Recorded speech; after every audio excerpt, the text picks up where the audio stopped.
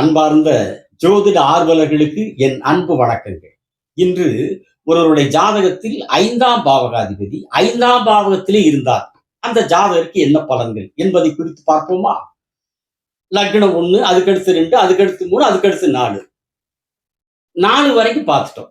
அடுத்தது 5ஆம் பாவகம். அந்த 5ஆம் வீட்டிற்குரிய கிரகம் அந்த 5ஆம் வீட்டிலே இருந்தால், இப்போ 5ஆம் இடம் ஒரு ஜாதகருக்கு, ஒரு மனிதனுக்கு எந்த அமைப்பை குறிக்கிற இடம்? மனம் சார்ந்த இடம். மனதை குறிக்கிற பாவகம் 5ஆம் பாவகம். அப்போ ஒரு மனிதனுக்கு மனசை குறிக்கிற இடத்தில் மனதை குறிக்கிற அதிபதியே ஆட்சியாக அமர்கிற போது அந்த ஜாதகருடைய மனநிலை தெளிவான மனநிலையாக இருக்கும். இந்த இலக்கியத்தில் சொல்லப்படுகிறது அல்லவா, எழுதப்படுகிறது அல்லவா, தெளிந்த நீரோடை அப்படின்னு. அந்த மாதிரி தெளிந்த நீரோடையாக அந்த ஜாதகருடைய மனம் இருக்கும். அது மட்டுமல்ல, உறுதியான மனநிலையாக இருக்கும். எந்த ஏற்ற இறக்கம், இன்ப துன்பம், கஷ்ட நஷ்டம் எது வந்தாலும் மன உறுதியோடு அதை கடப்போம் என்கிற மன வன்மை, மன திண்மை அந்த ஜாதகருக்கு உள்ள உறுதிப்பாடு. அதே மாதிரி குழந்தைகளும் அந்த ஜாதகருக்கு, ஆண் ஜாதகமா பெண் ஜாதகமா, எந்த ஜாதகமா இருந்தாலும் சரி, பலன் எல்லாருக்கும் ஒரே பலன் தான். யோகமான புத்திரர்கள் பிறப்பார்கள். லக்னத்துக்கு யோகாதிபதி அல்லவா, யோகஸ்தானம் அல்லவா 5ஆம் இடம். அந்த யோகஸ்தானத்தில் யோகாதிபதி உட்கார்கிறார். அது புத்திரஸ்தானம். புத்திரஸ்தானாதிபதி அங்கேயே அமர்கிற போது அவர்களுக்கு பிறக்கிற புத்திரர்கள், குழந்தைகள் யோகர்களாக, யோகசாலிகளாக பிறக்கிறார்கள். எந்த அளவுக்கு யோகம், எப்படி யோகம், அந்த ஆண்டவன் அவங்க ஜாதகத்தில் வச்சிருப்பான் இல்லைங்களா? ஆனால் 5ஆம் அதிபதி 5லே இருக்கிற ஜாதகர்களுக்கு பிறக்கிற குழந்தைகளே யோகத்தை அடைய போகிற குழந்தைகளால் பிறக்கிறார்கள். ஜோதிடத்தினுடைய பிரகடனம் இது. ஜோதிடத்தினுடைய கட்டளை, ஜோதிடத்தினுடைய ஆர்டர், ஆணை, இந்த பலன்கள் எல்லாம். அப்புறம் காதலில் வெற்றி. காதல் வானத்துல சிறகடித்து பறக்கிற காதலர்களுக்காக இருக்காங்களவா, அவங்களுக்கு எல்லாம் காதல்ல வெற்றி கிடைக்கும்.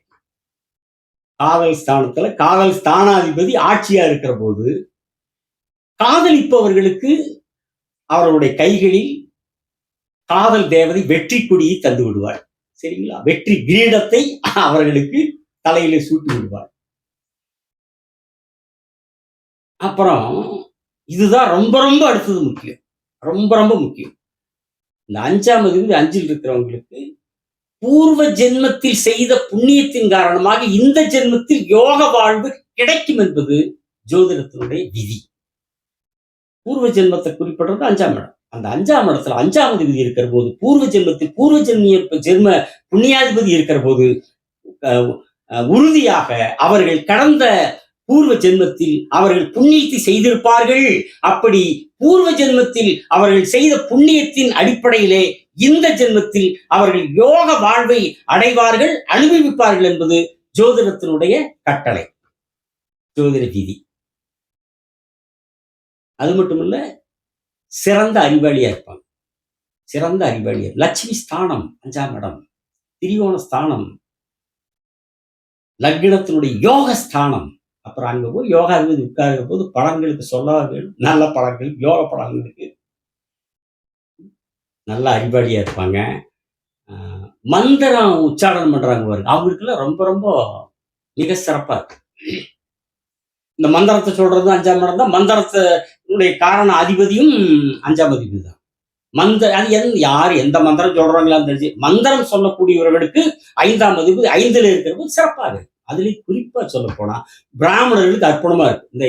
அற்புதமா இருக்கு. யாகம் பண்ணி மந்திரம் சொல்றாங்க இல்லைங்களா, அவங்களுக்கு எல்லாம் வெகு வெகு சிறப்பா இருக்கு. 5ஆம் அதிபதி 5ல் இருக்காரு. இப்போ அவங்க அக்கினி வார்த்து, நெருப்பு வார்த்து அதுல மந்திரம் சொல்லி யாகம் பண்றாங்க. அதுலதான் கடவுள்களுக்கு உணவுப் பொருள்களை படைக்கிறார்கள். அது பிராமண மதத்தினுடைய கோட்பாடு, அதாவது வைதீக மதத்தினுடைய கோட்பாடு. இப்போ சைவ சமயமான நாமெல்லாம் என்ன பண்ணுவோம்னா, கடவுளுக்கு உணவை படைச்சு பூஜை பண்ணி அந்த உணவை நம்ம சாப்பிடுவோம். உணவா கடவுளுக்கு முன்னாடி படைச்சு பூஜை பண்ணுவோம் நாம. அப்புறம் அந்த உணவை நம்ம சாப்பிடுவோம். ஆனா பிராமணர்களுடைய இந்த வைதீக மதத்தினுடைய கோட்பாடு என்னன்னா, அக்னி வார்த்து மந்திரம் சொல்லி அந்த அக்னியில உணவை படைப்பாங்க. அந்த உணவை கடவுள்கள் தேவர்கள் அக்னியில அவங்க உணவை சாப்பிடுவாங்கங்கிறது வைதிக மதத்து பிராமண மதத்தினுடைய கோட்பாடு. தேவர்களை அழைப்பார்கள், அவர்கள் அக்னியில் போடக்கூடிய உணவு அவங்க சாப்பிடுவாங்கிறது அவர்களுடைய கோட்பாடு. அதனால அப்படி மந்திரம் சொல்லி யாகம் செய்கிற அந்த பிராமண அமைப்பை சார்ந்தவர்கள், பிராமணர்களுக்கு மிக சிறப்பான அமைப்பு இந்த 5ஆம் அஞ்சில் இருக்காரு. சரிங்களா? அது மட்டுமல்லாமல் கடவுள் அனுகிரகம் உள்ள அமைப்பு இந்த 5ஆம் அஞ்சில் இருக்கிறதுக்கு கடவுள் அனுகிரகம் இருக்குன்னு ஜோதிடம் சொல்லுது. 5ஆம் அஞ்சிலே இருந்து அவங்களுக்கு கடவுள் அனுகிரகம் இருக்கு. ஓஹோ, அப்போ 5ஆம் அஞ்சில் இருக்கிறவங்களுக்கு மட்டும்தான் கடவுள் அனுகிரகம் கிடைக்குமா? அப்ப மற்றவங்களுக்கு எல்லாம் கிடைக்காதா அப்படின்னு கேட்டா அப்படி அல்ல. ஜாதகத்தில் கடவுள் அனுகிரகம் கிடைக்கக்கூடிய அமைப்புள்ள ஒரு அமைப்பில் இந்த 5ஆம் அஞ்சில் இருக்கிறது ஒரு அமைப்பு. சரிங்களா? பல்வேறு கடவுள் அனுகிரகம் கிடைக்கக்கூடிய அமைப்பு உள்ள அந்த 5ஆம் அதிபதி அஞ்சில் இருக்கிறது அதுவும் ஒரு கடவுள் அனுகிரகம் கிடைக்கிற அமைப்பு. இந்த இடத்துல 5ஆம் அதிபதி அஞ்சில் இருந்தா யோகாதிபதி யோகஸ்தானத்தில் இருக்கிறாரு, பூர்வ புண்ணியஸ்தானாதிபதி பூர்வ புண்ணியஸ்தானத்தில் இருக்கிற எல்லாம் யோகம் தான், சிறப்பு தான். ஆனாலும் இதிலேயும் ஒரு குறை இருக்கிறது. இதுலயும் ஒரு குறை இருக்கு. அதுதான் ஜோதிட விந்தை, ஜோதிட ஆச்சரியம், அதிசயம். 5ஆம் அதிபதி அஞ்சில் இருந்த யோகமான குழந்தை, அதே குரு அஞ்சில் இருக்கிறப்போ தாமதமான புத்திர பாக்கியம். 5க்குடையவர் 5க்கு காரகர் குருவல்லவா? இப்ப குரு பகவான் 5க்கு காரகராகி 5லேயே இருந்தா தாமத புத்திர பாக்கியங்கிற ஒரு குறையும் இந்த ஜோதிடத்துக்குள்ள இருக்கிறது. இந்த இடத்துலதான் சனி, செவ்வாய், சூரியன் இவங்க எல்லாம் நம்ம கிட்ட சண்டைக்கு வருவாங்க. எல்லாம் சண்டைக்கு வருவாங்க. ராகுக்கு எதுவும் சேர்ந்து வருவாங்க. ஏன்னா என்ன, 5ல செவ்வாய் இருந்தா, சூரியன் இருந்தா, சனி இருந்தா, ராகு இருந்தா, கேது இருந்தா புத்திர தாமதம் அப்படிங்கிறான். அப்போ அவங்க என்ன கேட்பாங்க, நான் எங்களை மட்டும் குறை சொல்றீங்களா? குருதான ரொம்ப நல்லவரு, 100% நல்லவரு, நல்ல சுபரு, முழு சுபரு, ரொம்ப ரொம்ப நல்லவரு. செவ்வாய் சனி என்றானா 100% கெட்டவர், செவ்வாய் என்றானா 3/4% கெட்டவர், சூரியன் என்றாலும் 1/2% கெட்டவர். நாம் ஜோதிடர் சொல்லுகிறது அல்லவா, அரை சுபர் அரை பாபர் சூரியன், 3/4 அசுபர் 1/4 சுபர் செவ்வாய், முழு அசுபர் சனி, முழு சுபர் குரு. அப்போ அவரை சுபர்ங்கிறீங்க. இப்ப அவர் 5 உட்கார்ந்தா புத்திரபாகி தாமதப்படுத்துறாருல, நாங்க மட்டுமா பண்றோம்னு சனி, செவ்வாய், சூரியன், ராகுக்கு நம்ம சட்டைக்கு வருவாங்க. சரிங்களா? பாத்தீங்களா ஜோதிடத்தினுடைய ஒரு வியப்பு. 100% நல்லவரான குருவே நல்ல இடத்துல 5ஆம் இடத்துல இருக்கிறப்போ தாமதப்படுத்துறார். இதுதான் ஜோதிடத்துக்குள்ள இருக்கிற அவிழ்க்க முடியாத புதிர்கள், ரகசிய முடிச்சுகள். அது நிறைய இருக்கு ஜோதிடத்துல, நிறைய இருக்கு. எத்தனை சண்டை இப்ப எல்லாம் சண்டை கட்டிட்டு இருக்கிறாங்க, பார்த்திருப்பீங்க வீடியோலாம். யாராலும் எந்த ஞானியாலும் அவிழ்க்க முடியாத புதிர்கள் நிறைந்து கிடக்குது இந்த ஜோதிடத்துக்கு. அப்போ 5ல குரு இருந்தா இப்படி, அசுபகரங்கள் இருந்தா புத்திரபாகி தாமதப்படுத்துறாங்க. நீங்க இதே இடத்துல இப்போ 5ல சனி இருக்கிறார், 5ல் குரு இருக்கிறார். சனி இருந்தால் புத்திரத்தில் தாமதம், குரு இருந்தால் புத்திர தாமதம். இது ஜோதிடத்தினுடைய ஒரு புரிந்து கொள்ள முடியாத விதி இல்லைங்களா? அதே மாதிரி 5ல குரு இருக்கிறார், 9ஆம் இடத்தை பார்ப்பார், 11ஆம் இடத்தை பார்ப்பார், லக்னத்தையே பார்ப்பார். எவ்வளவு பெரிய யோகம்! லக்னம் அற்புதமாகி விடுகிறது. பாகிஸ்தானத்திலிருந்து இன்னொரு பாகிஸ்தானை பார்க்கிறார் குரு பகவான், 9 பார்க்கிறார். 11 லாபஸ்தானம், தன லாபம், தனகாரகரை பார்க்கிறார். அப்படி குருவினுடைய பார்வை எவ்வளவு ஒரு யோகத்தை சிம்ம லக்னத்துக்கு கொடுத்து, சிம்ம லக்னத்து 5ஆவது வருங்களா, விருச்சிக லக்னத்து 5ஆவது வர, அப்படி அவருடைய தன்னுடைய அந்த அற்புதமான சுப பார்வையால் அந்த ஜாதகத்துக்கு மிகப்பெரிய யோகத்தை அதிகப்படுத்தி தந்து விடுகிறார். எதுல? பொருட்காரத்துல. இது என்ன கொஞ்சம் தாமதமா புத்திரப்பாக்கி, அவ்வளவுதான், வேற ஒண்ணும் கிடையாதுங்க. அப்புறம் அதே மாதிரிதான் நீங்க சனி பாக்குறாரு பாருங்க, அவர் எங்க பார்ப்பாரு, 2 பார்ப்பார், 7 பார்ப்பார், 11 பார்ப்பார். குரு பார்க்கிறப்ப அந்த இடமெல்லாம் அற்புதமான யோக பலன்களை கொடுத்து விடும், நல்ல பலன்களை கொடுத்து விடும். இவர் பார்க்கிறாரு பாருங்க, 2 பார்ப்பார், 7 பார்ப்பார், 5ல் இருந்து 11 பார்ப்பாரு. அதுல என்ன ஆகுதுன்னா 7 கேடு 2 கேடு, திருமணம் தாமதமாக முதல்ல 7. 2 பார்க்கும்போது குடும்பம் அமையிறது தாமதமாகுதா? திருமணம் தாமதமாகும் போது அப்புறம் குடும்பம் அமையிறது தாமதமாகும். 7 மட்டும் பார்த்தா திருமணம் மட்டும் தாமதம். 2யும் பார்க்கிறார்.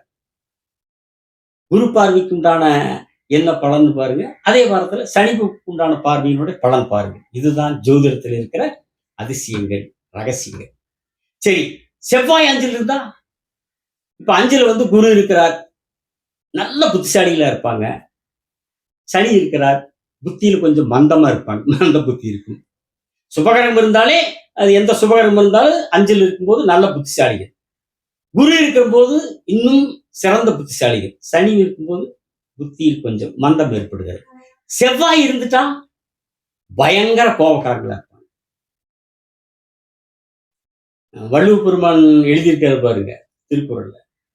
குணம் என்னும் குன்றின் மீது ஏறின்றோர் கணப்பொழுதை சினக்கொள்வாராயினும் அதிலிருந்து அவரை காத்தல் அறிகின்றார். குணம் என்னும் குன்றின் மீது ஏறின்றார் கணப்பொழுதை சினக்கொள்வாராயினும். அவ்வளவுதான். எவ்வளவு அவங்க ரொம்ப உயர்ந்த பண்புள்ளவர்கள், உயர்ந்த குணமுள்ளவர்கள், நல்லவர்கள், நல்ல மனசுள்ளவர்கள், நல்ல தன்மை. ஒரு நொடி கோவப்பட்டா கூட அந்த நல்ல பேரெல்லாம் போயிருந்தாங்க. எடுத்த நல்ல குணமுள்ளவங்க பேரு அந்த ஒரு நொடியில கோவப்பட்டாலும் போயிருக்கிறார்.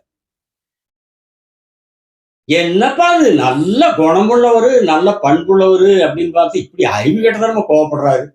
என்ன சொல்லுவாங்க?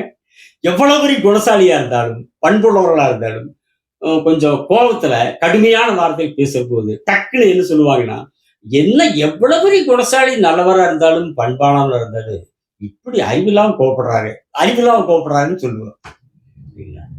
5லே செவ்வாய் இருந்தாலும் சரி, லக்னத்தில் இருந்தாலும் சரி, லக்னத்தை பார்த்தாலும் சரி, 2ஆம் இடத்தில் செவ்வாய் இருந்தாலும் சரி, அவர்கள் கடும் கோபக்காரர்களாக இருப்பார்கள். முடிந்த அளவு இப்படி திருவள்ளுவருடைய அந்த நல்ல குறள்களை படித்து கோபத்தை குறைத்துக் கொள்ள நாம் போராடத்தான் வேண்டும். முடிந்த அளவுக்கு கோபத்தை குறைத்துக் கொள்ள வேண்டும். குறைப்பதற்கு போராட வேண்டும். நாம சொல்றேன்னா, ஏன்னா என்ற லக்னத்தில் செவ்வாய் பார்க்கிறார், எனக்கு தான் கோபம். சரிங்களா? 5ஆம் அதிபதி 5லே இருப்பது பொதுவாக எல்லோருக்குமே சிறந்த நற்பலன், யோக பலன் என்று கூறி, அடுத்த காணொளியில் 5ஆம் அதிபதி 6லே இருந்தால் என்ன பலன்களோடு உங்களிடத்திலே எனக்கு தெரிந்த ஜோதிட கருத்துக்களை பேசுகிறேன். சப்ஸ்கிரைப் செய்தவர்களுக்கு நன்றி, செய்யாதவர்கள் செய்யுங்கள் என்று கேட்டு விடைபெறுகிறேன். வணக்கம், நன்றி.